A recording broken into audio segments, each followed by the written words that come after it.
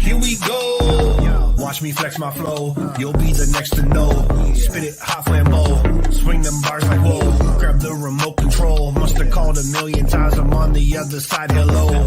Better watch that stream. Caught up in the track to beat. Scrub that beat with bleach. So when I hit it, bro, I spit it clean. Burn it now. Have to turn the furnace down. Y'all don't want this beef. I hit them with a holy cow. Hit them with the verse. Got them thinking, wow. This ain't a game, kid. Why you play around? This that ill spit. Them bars are so sick. I'll shock the whole world. Anaphylactic. Every single time I spit another rhyme. The planet's all alive, so bright I blind them with my shine. Bro, I'm designed to make your confidence decline. Every line about to blow like stepping on a landmine. Here we go. Here we go.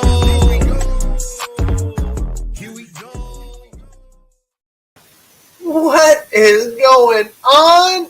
We have made it back. Goodfellas Race 2022 in the books. And, man, gotta thank Brian, Wes, and BJ for putting on a fantastic event for a great cause. Man, you can see the look on the gentleman's face that came from the Goodfellas. He was definitely, oh man, like just super thankful and grateful for what a bunch of car crazy nuts raised for a great cause. Like I said in my post, we raised over $1,600 for a great cause. It was the Goodfellas Race. Chris, what is going on? But yes, it was definitely a blast. Now, the layout was phenomenal. Except, there's got to be an except, the right-hand side. Holy hell, if you made one little bobble, you were definitely hurting on the right side. Gotta say, new corner dots, whoever came up with the new corner dots, those were infinitely more forgiving. I love corner dots for some reason, and it definitely did not disappoint. Oh, yeah, Barnyard. Noah, what's going on? Yeah, Den, honestly, it was good to see you out with your bucket of bolts. We'll get into that later. But Dennis making his on-road debut with, I want to say, I don't know, he's got to have to type what kits they are, but they are a budget-friendly kit. If you want to get into RC on-road, man, it's definitely a kit you might want to look up. It put a lot of high-dollar vehicles on the trailer this weekend. So then you gotta type up what those things are called.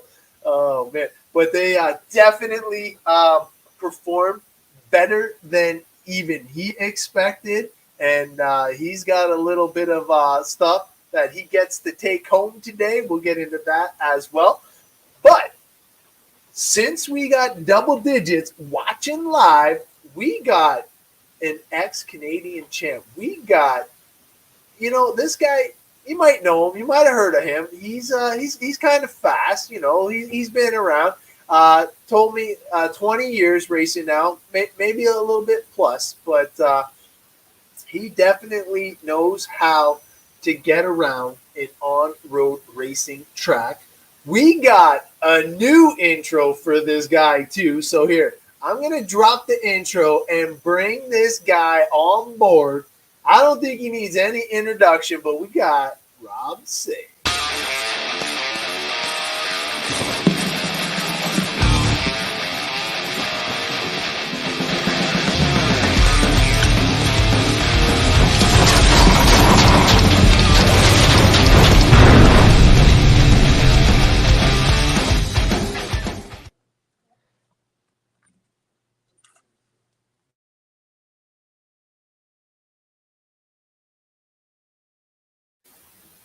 Alrighty, what is going on, big guy?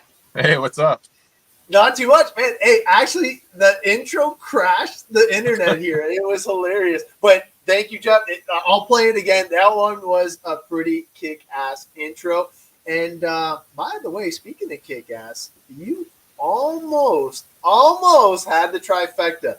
3 TQs in all the premier classes, and then one had a little weird thing because that's so uncharacteristic of a Rob Say run. But man, pretty good weekend for you, I'd say. Yeah, it was a really good weekend. The cars were good all weekend, and I just seemed to be driving pretty good. And then mains went well, and then I literally fell apart in the very last race of the weekend. But hey, like that's the way she literally goes. fell apart. It was one screw. One screw cost me the whole thing. So yeah, and the funny thing is, he was actually running with it missing an A arm, kind of. And while it was still together, he was still battling in the second spot till he finally conceded and figured, you know what, I'm not going to wreck it, and parked it. So the other ones, we'll kind of like go through some of the stuff here because there's a lot of people that made this race so much fun. Oh, okay, yeah, no, hey, Chris, thank you. The intro actually crashed the internet here for a quick second. I'm downloading it instead of just dragging and dropping it off. So that was my fault for not being 100% prepared, but I already downloaded the other ones while we were chit-chatting behind the scenes. But yeah, so the cheaper entry-level vehicle that Dennis was running is an Express XQ1S. And gotta say, blown away at how well he did with that. We'll see the results because the proof's in the pudding, man. And as a driver, he's no slouch. I know he looks like he's a slow guy, but he definitely pulled through in a pinch there, and he rocked it out, man. Craig, what is going on, big guy? So let me pull this on board and kind of go through Rob's epic journey through the whole weekend. Like, okay, bottom line is during qualifying, nobody had anything for this guy. I think at one point he was lapping everybody by 4 laps-ish, right around there. So I think his biggest competitor was either the clock or, how do you keep the pace up when nobody's pushing you? I don't get that. If I go 8.5, I want to go 8.4, and then when I go 8.4, I want to go 8.3, and I just keep going. I just keep pushing myself to go as fast as I can. That's what I do. I don't know what the limit is, and I just want to keep finding it. Well, honestly, I think you were the only one to hit 7 seconds throughout the entire weekend, if I'm not mistaken. Fred got into the 7s with his 12 scale. Oh, okay. So 2 people out of the whole event. Yeah, Fred's 12 scale was running really good. I think it was in the second or third qualifier. His car was absolutely flying. Wow, that is impressive. And for those of you who don't know, we call him Fast Fred Whitaker for a reason. And his little nickname was pretty hilarious too. All right, so we're gonna start looking at these qualifiers.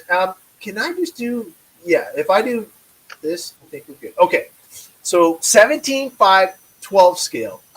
Rob in round 2 basically set the field. Now, I gotta say, 12 scale. Oh, Fred's watching, man. No, Fred, you are freaking fast, bud. Like, either you are so fast or you are so freaking hitting the wall. It is no in between for this guy. Like, he is the guy to beat, especially in USGT. And we'll get into that because I know he would have had something to say even if Rob didn't bring for that. He was the silent assassin in USGT. We'll get into his trip because he took the long road to get to the A main, just saying. So, TQ, Rob said, oh, actually, this is your first TQ of 3 for the day. So, he TQ'd in round 2. Everybody else picked up in round 3. Brandon didn't get much practice on Saturday, but definitely came out guns a-blazing on Sunday. Yeah, like he was definitely a man on a mission. Fred put himself right into the A main there in round number 2. And honorable mentions is Andre Rushlow and Brad Wandicott. So moving to my, I'm going to say second favorite class is 21.5 touring car. Now, they say that this is the fastest class, but 12 scale was definitely the fastest class. Yeah, 12 scale will always be outright faster. Yeah, all things being equal. Right? With that, I don't know how you guys keep your attention span for that long, especially when you're running like 8-second laps. It was impressive to watch for sure. So this was Rob's second TQ here, and basically 44 laps. The second closest was Kyle with 41, Jeff with 40, and Wipo with 39. Man, all I wanted was a 40 lapper. I felt like I had a 40 lapper. My car felt like it had a 40 lapper. And yeah, I just couldn't hold it together. I think a few guys had 40 lap cars. They just couldn't put the run together. What were we saying? Squirrel over here? Yeah, no, like honestly, the attention span in my head, I watch you guys do it. I watched you guys practice. I kind of like look over your shoulder, like kind of where it's creepy. But like the thing is, like to emulate what you do, it's very challenging. I give you lots of props for being able to do that. So keep going down the list. We got Brandon in the 5th spot, Dennis in the 6th, Greg in the 7th, Johnny Rocket in the 8th, Chris in the 9th, and rounding out the top 10 was Marco. So the battles, like if we just got rid of, say, Rob Say, I think everybody was within, in the top 5, everybody was within striking distance, I would say. Like I said, Rob definitely had a little something extra in the touring car. Now, you said your touring car felt good, though, because of the body and a few other things we were talking about. Yeah, just these kind of tracks that we had where it was like really technical, especially on the one side of the track, that's right up my alley. I will take a small track with tight technical sections any day. That's just something I've always been good at. So the layout really suited me this time. Jonathan, yeah, I just want to show up and pull the trigger. That would be my jam right there. That or just be a mechanic and let the kids pull the trigger. We'll see. What one way or another, it's going to flip for sure. But yeah, he's fast for a reason, and he is wrenching on his stuff. All right, so Formula One. Oh, I can't click there. I got to click here. Formula One, Paul Sousa taking top spot over Brian Kaza. Bernie right there in the number 3.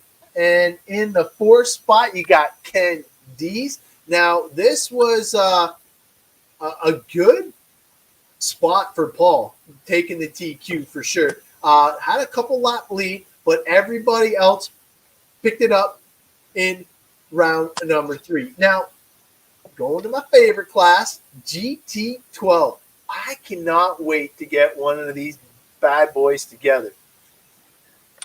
Yeah. That is kind of funny. Yeah. Oh, yeah. Oh, so, Brian, man, you got the worst luck. I swear to God. So, Andre basically had a blistering pace, hard to mimic, 49 laps. Fred was definitely giving him all he could handle. It just felt like Andre had that little bit more. I'm not sure if it was the tire game or not, because the thing I like about these is it's full rubber tire, USGT spec motor, and everybody's running on 1S with, I got to say, like, there's a point at which the chassis is only going to get you so far. And if you have, I'm going to say, a 2018 and up 12 scale, Rob could probably correct me if I'm wrong, but if you have a 2018 and up, you're going to be competitive in this class.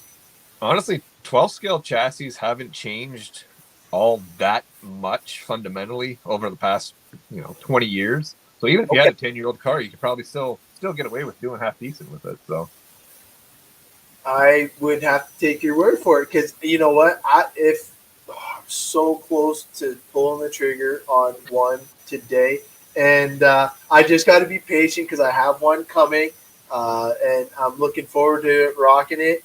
I got my Tekin 1S speed control ready to rock. I got the 1 cell battery. Literally, all I need is the wheels and a servo. I got everything else now, so I am getting close. I got really good news today that somebody picked up 11 sets of tires from Ohio for us at the U.S. Indoor Champs race. So I'm finally going to be able to get some rubber. And, man, I'm looking forward to it. nice. Yeah, man. So obviously way too slow of a class for you. You're going to let us have some fun in it with no Rob, right? No, probably not. I got everything I need to run that class right now, so I might run it once or twice just to see. Oh, boy. Oh, boy. All right, so I'm gonna have to make up a new class, something that he'll hate. All right, so yeah, thank you, Brandon. I definitely am looking forward to getting a set of those for sure. Thank you, Brian. So obviously, the biggest class of the weekend, USGT and Rob's third TQ of the weekend. This one, I gotta say, man, Fred truly was keeping you honest. If 4 laps is keeping you honest, like he was the closest competitor. Fred had a really eventful weekend. His first round didn't go very well. I think his battery dumped. So then he got seeded into the last heat of USGT for the second round, and then he had to fight his way up to the next round, and then eventually he made the main, and then he was just in the right spot at the right time in the main and just took off with it. Oh yeah, no, Fred definitely got it.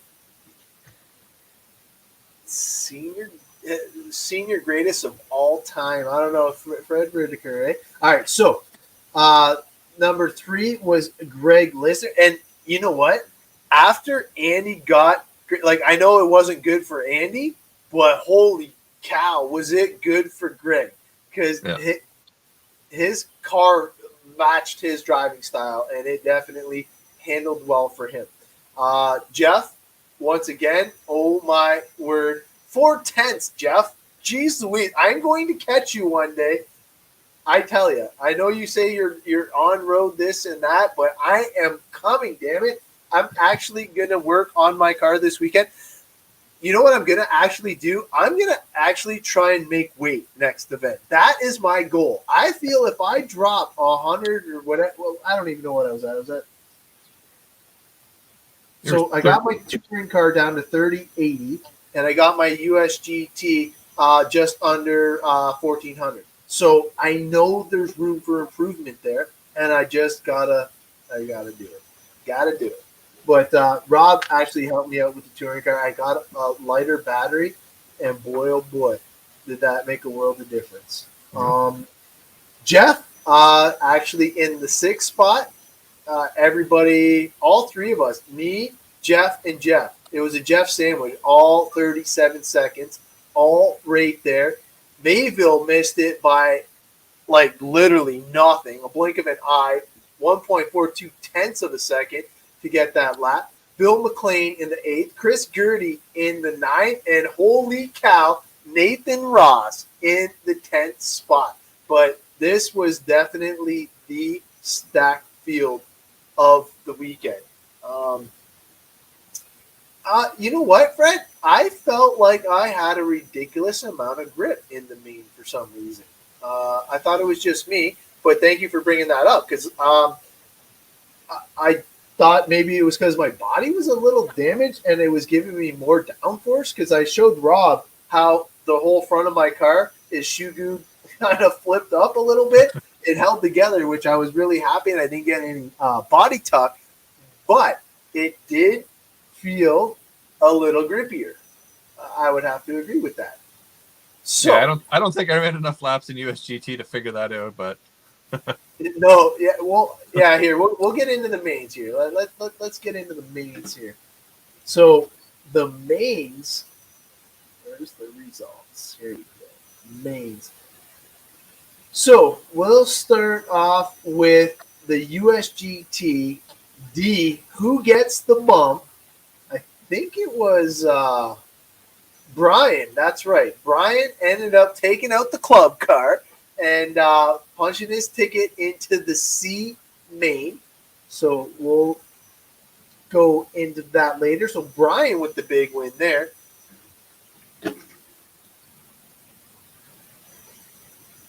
You found the track that, you thought it got loose. Yeah, and see, I felt like I had so much turn in that, I don't know, well, who was beside me? Maybe, was it you, Rob? No. I don't know who was beside me and me.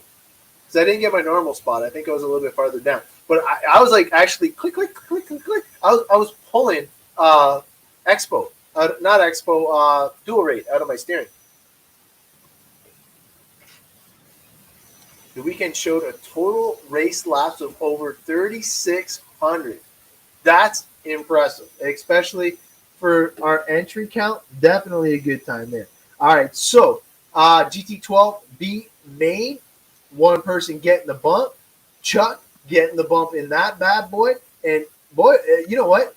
That actually was pretty cool to see Chuck up there battling, getting into some A mains. Our first A main of the day was Formula One. Paul Sousa with a big run. See if he can hold them off. And he did. Paul Sousa taking the win. Brian in the 2. Bernie in the 3. Ken in the 4. Going to the USGTC main. Paul's going to have his hands full with this one. But he was able to hold off a hard-charging Michaela Ross. She was right there trying to give her everything he could, but you know what? She came up a little bit short. She was running 10.4s, which was her fastest of the weekend against his 10.6s. Just a little too late for my princess, but definitely cool to see Paul getting the bump again. Going to the B main touring car. This is going to be crazy. You got Greg Lister taking the win, Mayville in the second. Greg Lister took the money and ran. He said, thank you, Dennis, and said, see ya in the A main. You go have yourself some fun. And you know what? Man, I think Dennis did, because putting both his cars in the show was no joke. Yeah, he was running good this weekend. Oh, ridiculously good. Yeah, Greg gave Dennis the bump. Yeah, no, it was hilarious because Greg said, yeah, just give me the money. He's like, give me my $3 and you can have the bump. But definitely awesome when your friends are betting on the track. Makes it a little bit more exciting. So, one of the reasons. Oh, John has an awesome question. As soon as I get through the GT12, a main, the 8 minutes. 8 full minutes of racing shenanigans is why I like this class, man. I don't know how I'll concentrate for that long, but you know what? I will give it a try.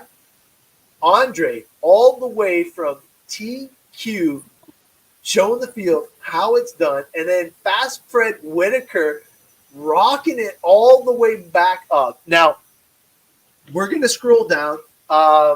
We saw kind of what was going on with this race and the other 12 scale race. The phone 12 scale race behind Rob was lit. Like, I'm telling you, the battles, like, Rob was too far gone, but the battles ensuing from Rob back, oh my God, it was epic. We'll have to see what happened, but we'll do the top 3 here. You got Andre taking the spot, Fred in the 2, and Brandon in the 3. Wicked fast. So, John Blakely, we got a sponsorship ride for you as well, Johnny boy. Don't you worry. And it was what I was using, and I broke it in pretty good. I didn't break it. I broke it in. Broke it in this time. But John would like to know, is it good to have it right spot on the minimum weight, or when is too light too much? Yeah, when light. Yeah. You always want to get as close to minimum weight as you can. I remember way back in the day, you'd probably have to talk to Jeff Belay about this, but he was running a Team Losi touring car, and he literally milled and drilled everything you possibly could out of that car to make it lighter, make it lighter, make it lighter. And he ended up being, at the time, almost 250 grams underweight with all this equipment. And this was back when we were running before lipos and everything. So everything else was a lot heavier. He got his car down to like 1,100 grams or something like that, and he just kept getting faster and faster with it. I'm sure there's a point where the car gets too light and your weight's not transferring as much as you want to. I'm sure there is a point, but I don't think we can ever really get the cars that light to make a difference. So no, because I feel like, well, okay, so no secret. Rob helped me out. Was it last week or 2 weeks ago? I can't remember. It was recently though. Yeah. About the battery thing, because like remember when you were showing me your battery and all that. So Rob recommended. What I did was I have these Tekin batteries, LiPo batteries. They are phenomenal for short course off-road racing. On-road racing, they're big bricks. So he saw that, and in my touring car, I was almost 1,420 grams, which is a little heavy, a little on the heavy side, not going to lie. So just changing the battery alone dropped me down almost 75 grams. Now, it got me in the ballpark, but I was still around 1,380. And I believe you can go down to 1,350 or 1,320. 1,320 for touring cars, 1,350 for USGT. Okay, yeah. So I still have some wiggle room, and that is my goal, to work on getting my vehicles basically to where I'm closer to the minimum. If I'm 5 grams over, I will be ecstatic if I could get that close. Yeah, I'm always usually about five over just to be safe, because you never know what the scale's going to read. I can be dead on with my scales at home, and then 5 grams under with the scale at the track, right? So I always like to have a little leeway. Oh, and speaking of cheating, I got caught cheating again twice with the kids.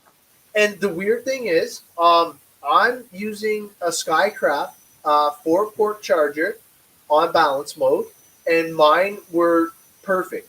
The exact same charger, only the high-tech version of it. So the Skycraft one is gray, the high-tech one is red. Same configuration, everything, same settings, and theirs were coming in at 8.42 and 8.41 respectively. So both of them overcharged just a medium bit, and I don't know why. I mean, that's not way off. The rule these days is 8.40, but a few years ago, the rule was actually 8.44 or like 4.22 volts. 4.22 volts per cell was the rule at one point. Then they changed it to 4.20 per cell. So if the charger's a few years old, it might just be configured to that. Gotcha. You should be able to adjust it in the settings. Oh, oh, really? I'm gonna have to actually look at that, because it was weird, because I thought that they were the same between the two. So Dennis is like, "Oh, like the charger like mine," and then he's all like, "Told you Dennis was cheating."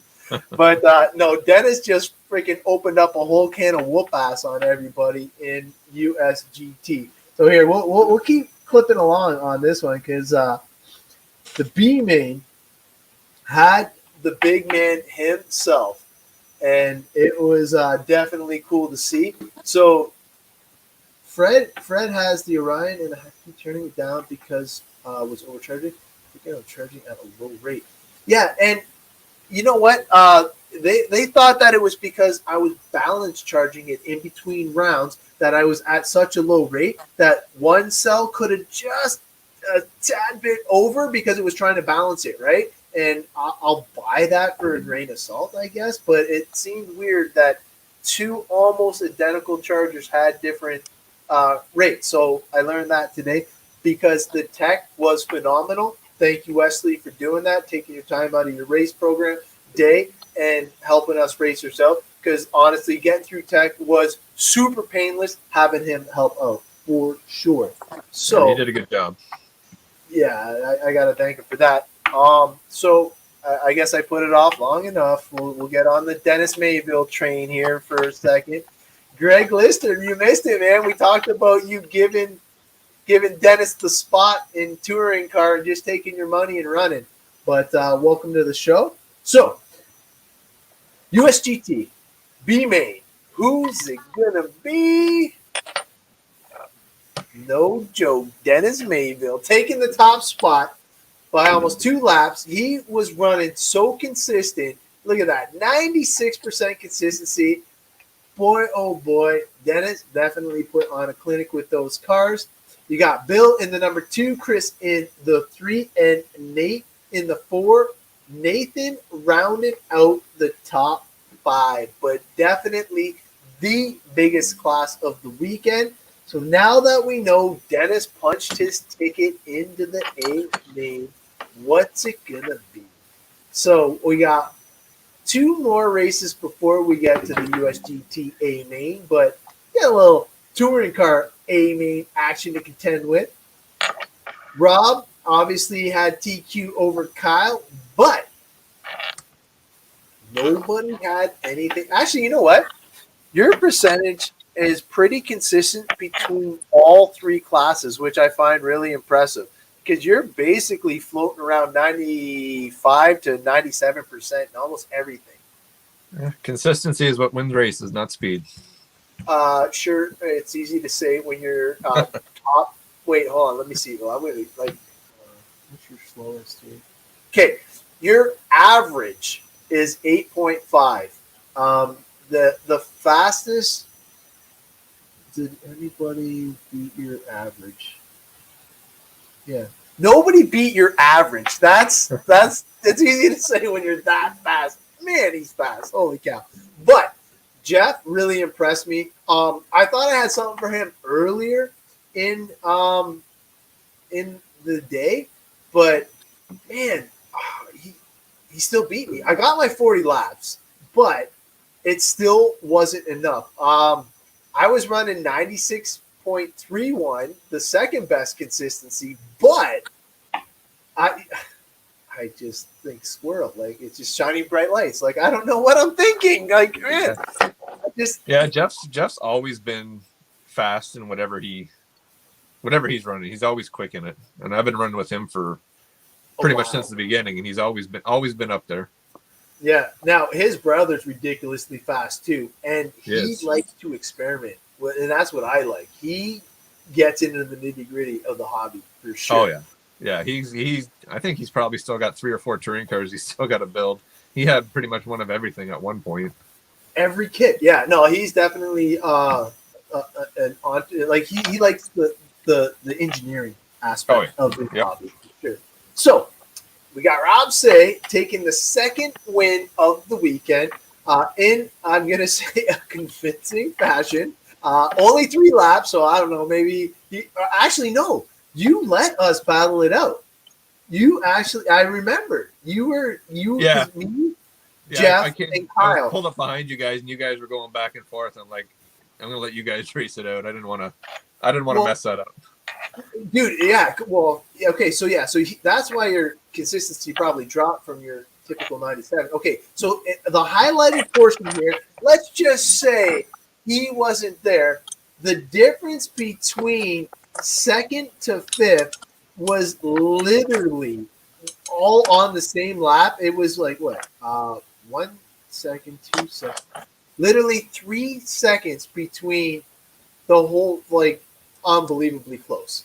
So Jeff obviously got it. Kyle put a beating on me. And then Brandon Marshall, man, if there was one more lap, I think Brandon would have actually bumped me down one more spot. At the end, I will have to check. Yeah, let me see here. I think at the end, I was just holding on for dear life. Oh, I had 3rd for 1 lap, but that was it. But yeah, so yeah, my last lap was a 9.2, 8.7, but then look at that, 9.4. Oh, 9.7.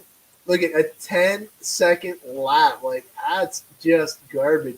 But it was my only double-digit lap of the whole race, and I thought I was gonna get a mid-8, like an 8.5. But you're right. The consistency is what got me to the 40 lapper, not the speed. It was the consistency. Yep. So yeah, it was a lot of fun. All right, so 2 races to go. Now this one was probably the most exciting to watch because of the battles. Now Rob, very crazy. His average top 10 was under 8 seconds, which is just insane. 96% consistency again. But the story here was John and Freddie going to battle. Like, this was epic. And we'll go to the charts down here. Now, if you can see, can you guys see my mouse? I don't know if you guys can see my mouse movement, but so obviously Rob Say is the yellow line that just is, he flatlined. He ran away with it. It was pretty good for him. His car was just enough to hold everybody at bay, but Fred John was in second all the way up until lap 42, where they switched spots. And I know the graph doesn't show it, but these guys were battling back and forth all the way back up to lap 56, where it changed for 4 laps remaining, and John edged out Fred by like a smidgen. It was such gentleman racing. They both wanted the spot, but nobody took each other out to get that spot. That's, to me, when it's exciting, because anybody can spin somebody out and win. Let's face it. Like, ask Dennis how many times I've done that to him. But the thing is, if you want good, fun, clean racing, man, wait till I get the replay off of the live RC. And man, this is a gentleman's race. Cleanest back. Yeah, no, honestly, it was definitely through the chicanes. It was awesome. Yeah. Oh, Dennis, don't worry. I got big fenders, bud. Yeah, but from your perspective, you said your 12 scale was handling good, but you're still working on it. What was something that you wanted to get out of it? Well, this is actually the first time I ran 12 scale on black carpet. It's also the first time I've run with a spool in the back, so it was kind of a lot different from the last time I ran 12 scale, because lately I run 12 scale for a couple weeks, and then I put it on the shelf for 5 years, and then I'll run it for a couple weeks and put it on the shelf for another 5 years. So it's been a while since I ran 12 scale, so I wasn't really sure what to expect. In practice, it had way too much steering, so I had to take some steering out of it. I played with the camber, played with the caster. Then I went too far the one way. I kind of had to work my way back, and then by the time the main came around, it was pretty good. It was a little on edge, but it was consistent enough that I didn't have to worry about it too much. Agreed.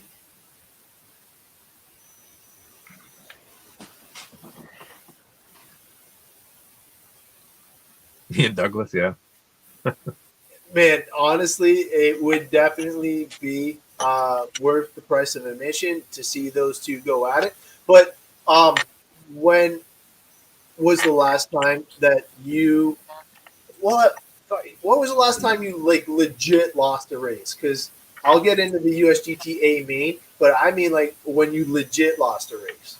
Oh, it was probably running with Andy in touring car before we closed down last year. So me and him always have had good races together, but he edges me out most of the time. So probably one of those races. Which is surprising because you know what, he puts in the work. There's no knock in his work ethic and his ability to get a lunch bag to turn. Like I would have loved to him to stay and basically push through some of the issues and faux he was having, but man, I completely get it. It's funny how such small increments has such a big impact on the handling of on-road vehicles. It blows me away. Yeah, especially with Andy, how precise he likes to be. Like he'll change the littlest thing that you think won't make much of a difference, and then it completely transforms the car.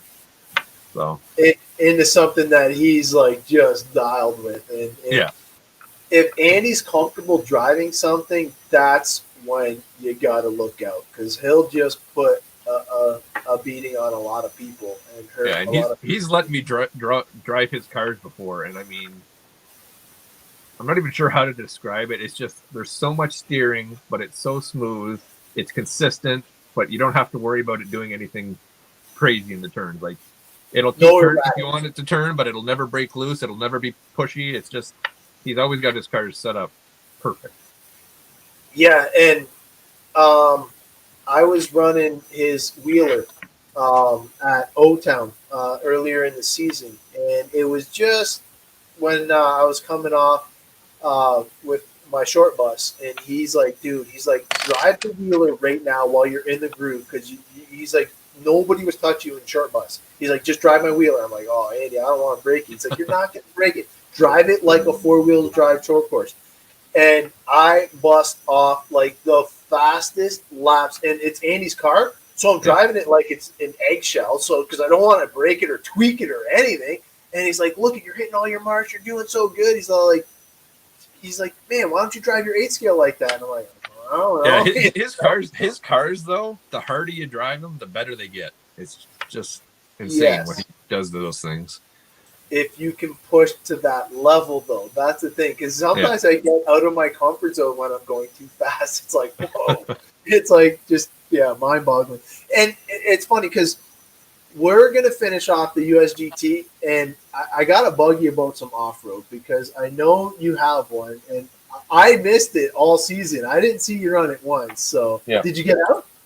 Yeah, I made it up to Colasanis twice, and then I went up to O-Town for one of their little club days once. So I got out a couple times. I didn't do a whole lot, but next year I'm hoping things go better with my back and everything, that I can actually put a full season into it. So oh, look out, everybody. All right, so Dennis, you still watching? Because about to give you some props here, big guy. All right, USGT A main, the biggest class of the weekend. Final results. Here you go. Freaking fast Freddie Whitaker taking top honors in this crazy field. Definitely had a blistering pace, and I'm not going to lie, Fred let us have some fun. Basically, between me and Dennis, he was super nice to us. He let us try and race it out, and oh man, I'm not gonna lie, I was pushing. I drove over my head a few times, got in a little bit of mistakes. I felt like I had so you had the fastest lap, looks like. Sure, thanks. I had good consistency too. It's just okay, so realistically, I wanted to beat Jeff. And not Jeff Say. Jeff Say is definitely fast, but I wanted a crack at these. I wanted revenge from Touring Car. And honestly, me and Jeff were battling he's like my nemesis right now. I can't catch this kid for nothing. And you know what? Oh, man. It was insane. But the spoiler of the day was Dennis Mayville and his super duper cheap chassis. But I gotta say, I'm impressed. Like it was. I went over. I'm looking at this car. I'm feeling the twig. I'm feeling how rickety it was, and it was not what you typically expect to see for a touring car or a USGT, but he did what he did, and he got the bump and just put a beating on the rest of the field. super consistent. And actually, Dennis said something. I'm gonna see if I can pull it up and see what he was talking about.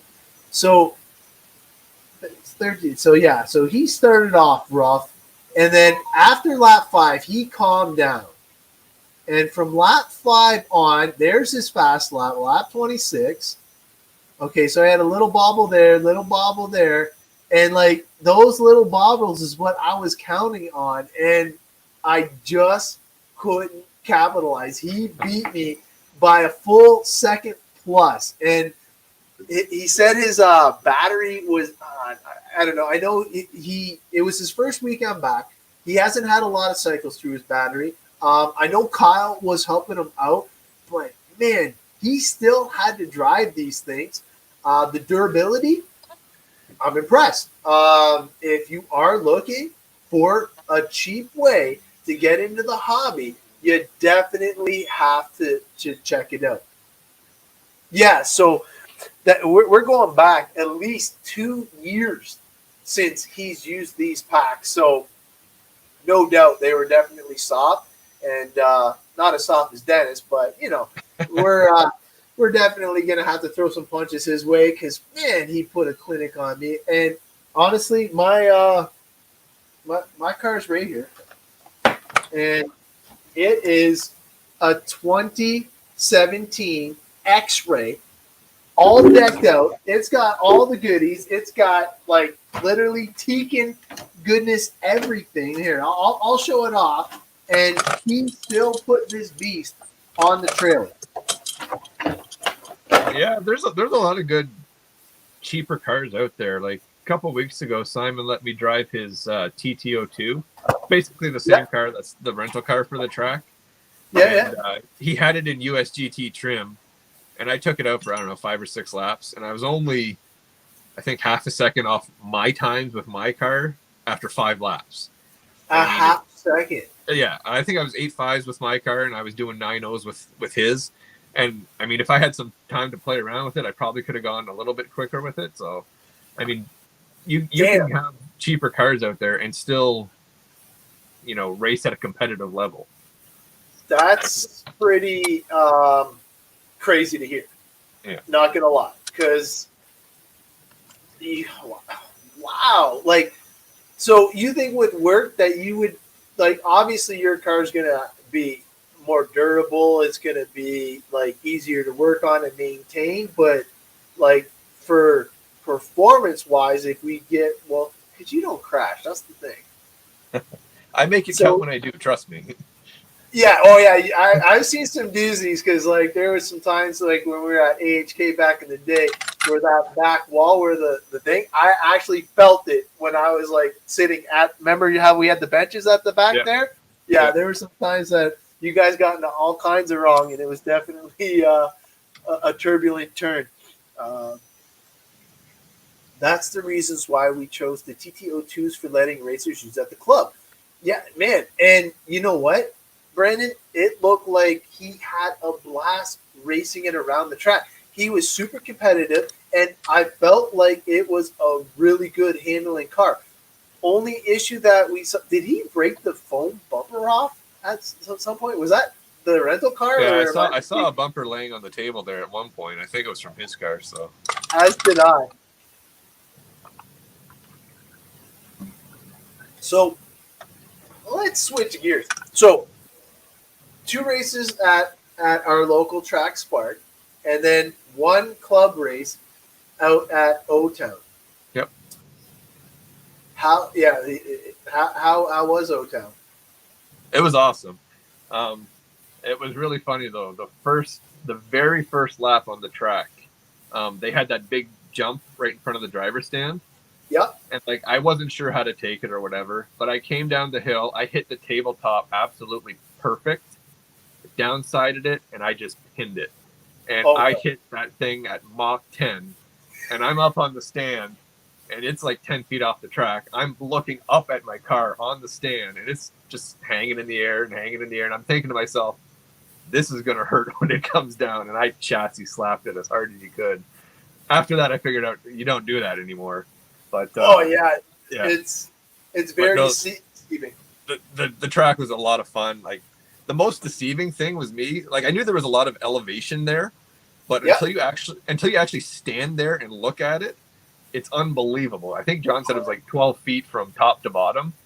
Yep. Like I got tired just walking up the hill, getting to the driver's stand. It's And it was just impressive. Oh yeah. Hey, hold on. We got a little intro for the off road part here. Let me throw this one out. This one's a good one here.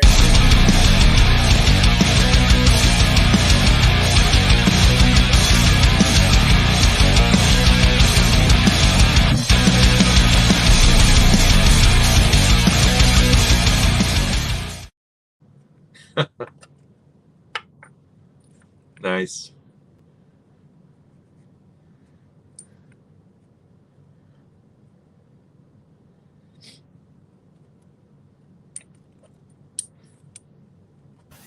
Energy in a can, Rob say.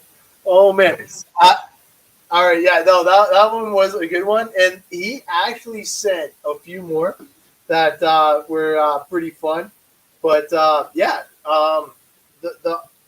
people don't realize, and like I honestly try and say it quite a bit, until you walk around the pine trees there into the track entrance, you really, all the pictures that he posts and all the phenomenal shots that you see, you actually are looking up at the track when you walk in, but people don't like. It's so hard to capture all that goodness in actual videos and pictures and all that stuff. And like even when you're just going down the straightaway, just full throttle, you go down that hill and you just start to wheelie. I mean, that's just how much it drops off. Well, he used to have like a little bump, and you would drop down there, and they would call it Conrad Canyon because, like, if you didn't let go of the nitro and you were revving it, oh my god, boom! Like, just it was epic. Seeing a lot of stuff. One of the favorite tracks I think he had was the one that he just posted from 2016, and that one had like the step up, steps down, but it was the most fun flowing track. And I know that he's been working at getting back to the fast flowing tracks, taking a little bit of the technicalities out of it, but he'll do a good job no matter what he comes up with. Yeah, so obviously a few people didn't realize that you ran nitro back in the day. Back in the day, yeah. Late 2000s I was running nitro, and when e-buggy started to come around, I started running that as well. I don't miss the work of nitro, but I miss the driving a nitro car. So I could see that you'd be pretty good at it because you definitely have the focus for sure. I did have a heavy throttle finger though, so I had the worst fuel mileage pretty much out of everybody. So that's something I had to work on. I was so you're like Ungaro. Person. Yeah, Ungaro actually had to go faster than everybody because he actually had an extra pit stop over everybody else. Yeah, I remember that. It's insane. And he would still win. That's the even crazier part. Yep. But what is up next for you then? I have no idea. I'm just club racing now and enjoying not having to run the races. As much fun as that was, it's just nice to be a racer again. So I'll just do the club races for here and now, and then we'll see what next year brings. I like to go to the Canadian Nationals again. I kind of want to go to Cleveland after seeing everything this weekend. It's been a while since I've really paid attention to that, so hopefully that. Yeah, Dennis remembers my engine that I split in half at where was it, in Strathroy? Oh, jeez. Yeah, the block was right in half. Conrod and everything, the piston and sleeve, it was fine. Just the block split completely in half. Oh, everything else was fine. Yeah, nothing else broke. Just the engine block. Wow, so that was pretty crazy then. Got it here somewhere too. So speaking of the Canadian Nats, so that is a possibility for the 2023 season, which hopefully they'll announce semi-soon. I keep bugging them, wink, wink, because I have to book that off. We're right now, in our busy time at work. So hopefully the sooner they can get that announced, the better. I know they're looking at 2 possibilities, either at the mall, which I hope they do, or at their new facility. Either way, definitely wouldn't mind going. And Cleveland, yeah, Cleveland looks like it's going to be super cool. We'll have Douglas on next week and talk about all his shenanigans that he got into at the event. He's currently driving home right now, back from Ohio, and they got quite the long drive. So we'll bug him next week. But yeah, he had a pretty good weekend too. So.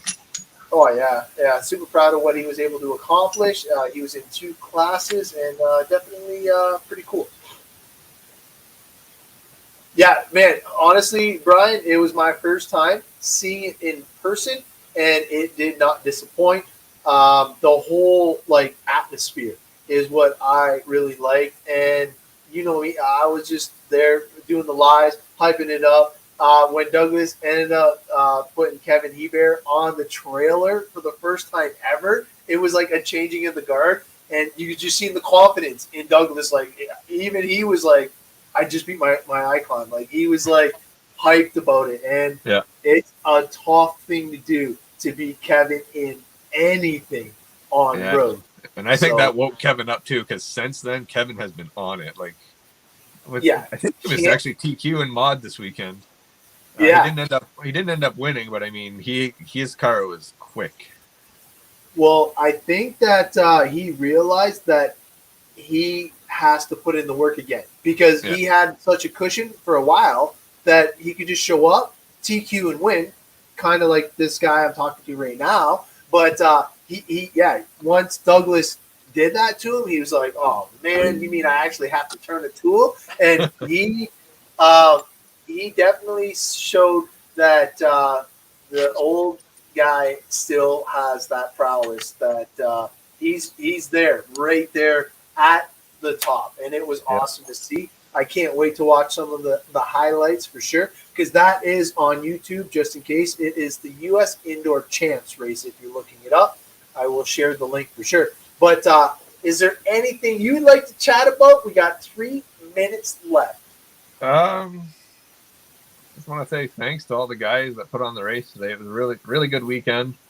Good times all around. Great food too. The lunch was awesome, and trophies were great. Raised a lot of money. It was just really, really good weekend. And I'm super thankful that those guys took over for on-road racing in the area. Putting down a track and picking it up all in one day is a huge task. And you know, these guys do it all the time now, and I just want them. I want them to know that we really appreciate what they do, because it is a massive undertaking for what they do. And honestly, I've got to give them a shout out too.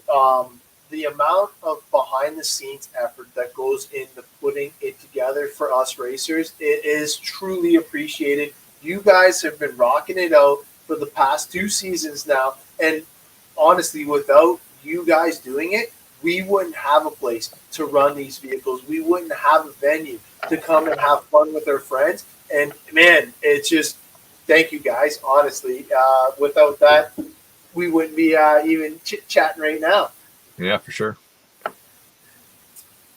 It was a fantastic weekend.